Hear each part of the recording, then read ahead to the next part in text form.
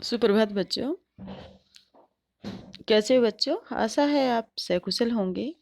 वह अपनी पढ़ाई भी साथ साथ कर रहे होंगे।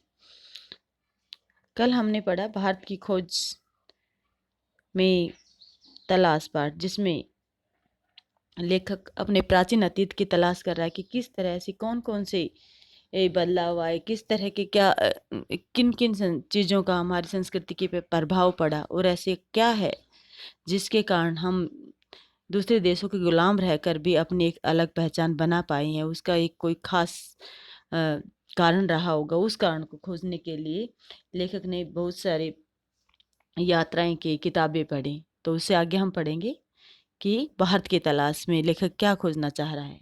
भारत की तलाश पुस्तकों, प्राचीन स्मारकों और विविध सांस्कृतिक उपलब्धियों में ने मुझसे एक हद तक भारत की समझ तो पैदा की, लेकिन मुझे उससे संतोष नहीं हुआ। कह रहा है कि मैंने बहुत सारी किताबें पढ़ी, बहुत सारी प्राचीन चीज़ों को मैंने देखा। उससे कह रहा है कि भारत के प्रति मेरे मुझे कुछ कुछ समझ में आने लगा, लेकिन जिस चीज़ को मैं जानना चाहता था वो अभी तक मैं नहीं जान पाया और मैं संतुष्ट नहीं हो पाया।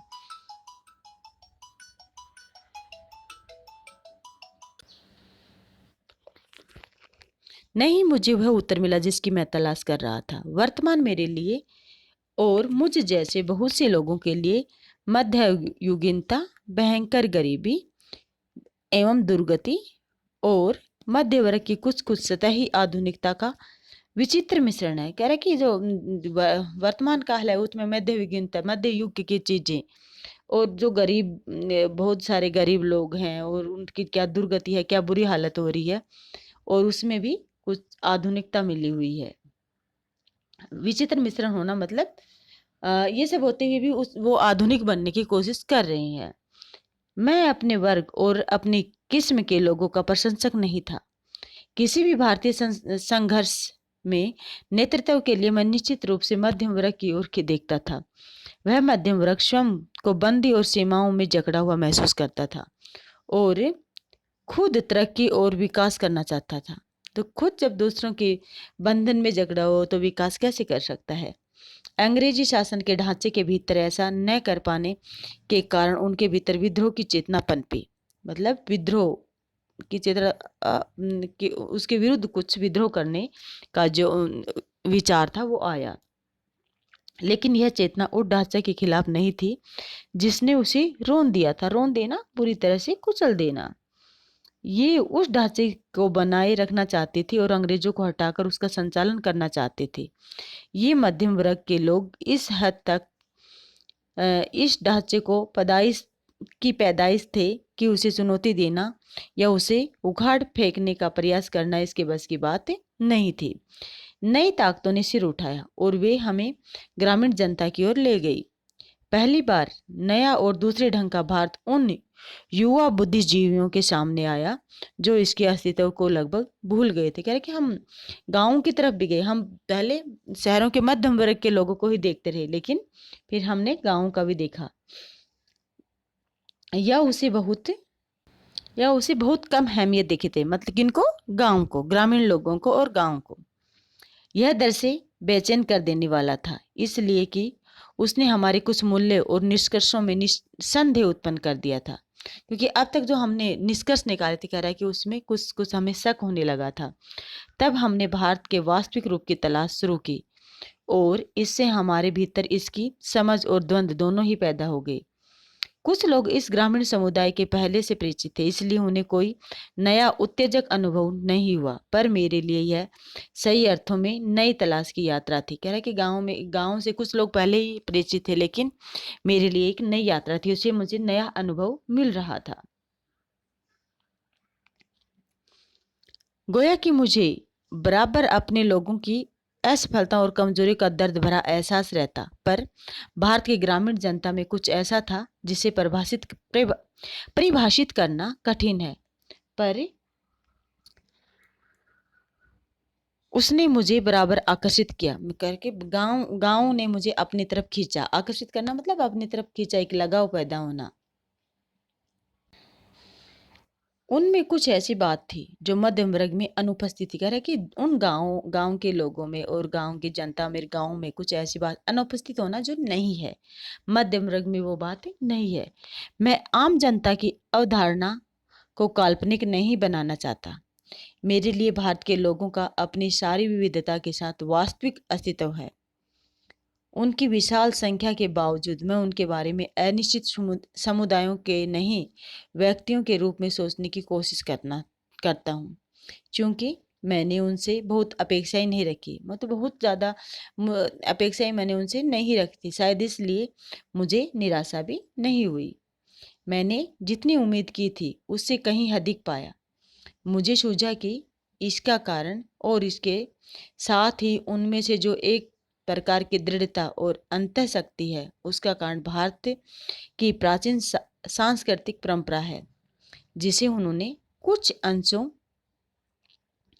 में अब भी बचाए रखा है। कह रहे कि वो प्राचीन सांस्कृतिक परंपरा उसको गांव वालों ने अभी तक भी बचाए रखा है, जबकि शहर वाले आधुनिकता में, मध्ययुगीन जो लोग हैं वो आधुनिकता में ढलते जा रहे हैं और अपनी प्राचीन परंपराओं और मूल्यों को धीरे धीरे भूलते जा रहे हैं। लेकिन जो ग्रामीण लोग हैं, जो ग्रामीण संस्कृति, वो अपनी प्राचीन मूल्यों को अभी तक भी बनाए हुए है।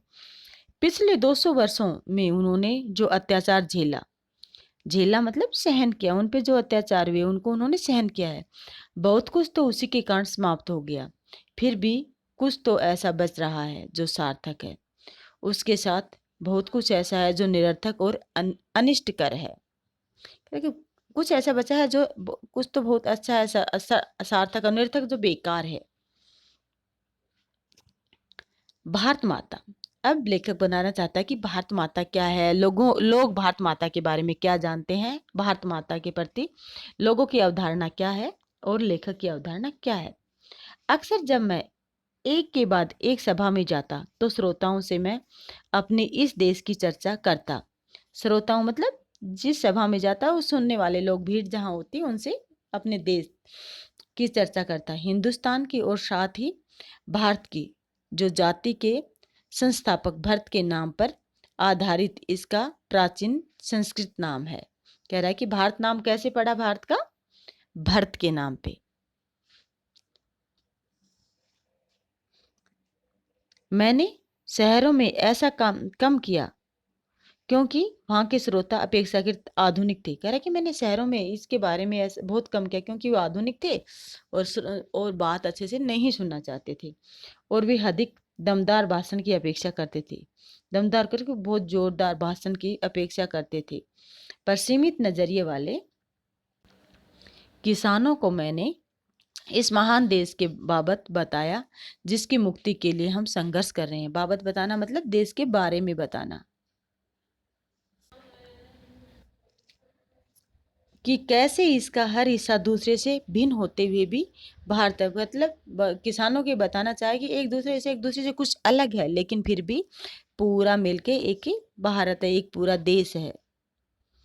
मैंने उन्हें उत्तर से दक्षिण और पूर्व से पश्चिम तक के किसानों की सामान्य समस्याओं की जानकारी दी। कह रहा है कि पूरे देश में जितने भी किसान हैं उनकी जो सामान्य समस्याएं वो बराबर एक जैसी ही हैं। उनसे हर जगह के किसानों को उन्होंने अवगत कराया, और स्वराज की भी जो कुछ विशेष लोगों के लिए नहीं, सबके लिए, भारत के हर हिस्से के लिए एक सा होगा। मैंने उन्हें सुदूर उत्तर पश्चिम में खैबर पास से कन्याकुमारी या केप कोमरिन तक अपनी यात्रा के बारे में बताया। कह रहे कि मैं लोगों की सभाओं में, ग्रामीण लोगों से मैंने सभाएं की, जलसे की, और उन्हें भारत के बारे में बताया, भारत के किस तरह से अलग अलग विचारधाराएं जाती होके भी पूरा भारत एक है, और उन्हें जो भी यात्राएं की उनके बारे में उन्हें बताया ताकि लोगों में जागरूकता पैदा हो। मैंने बताया कि कैसे हर जगह मुझसे किसानों ने एक जैसे सवाल पूछे क्योंकि उनकी समस्याएं समान थी।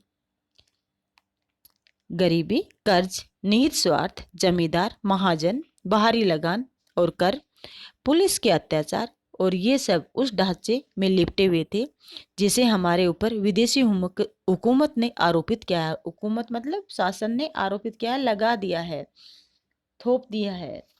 क्या क्या समस्याएं थी किसानों की, सब, और पूरे देश के किसानों की समस्याएं एक सी थी। कौन कौन सी? गरीब थे सब, कर्ज लेकर और एक एक दूसरे का स्वार्थ उसमें नहीं था। महाजन, बाहरी लगान और कर और सब पर पुलिस का अत्याचार, ये सारी समस्याएं हर जगह हर किसान की थी, किसी एक जगह के किसान की नहीं थी।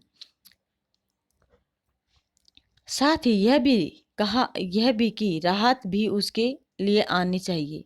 मैंने इस बात की कोशिश की कि वे भारत को अखंड मानकर उसके बारे में सोचे कि भारत कोई टुकड़ा नहीं है, कोई जहाँ गांव में वो रह रहे हैं वही भारत नहीं, बल्कि पूरा भारत देश एक है, उसको अखंड माने। साथ ही थोड़ा बहुत उस विराट विश्व के बारे में भी सोचें जिसके हम एक हिस्से हैं।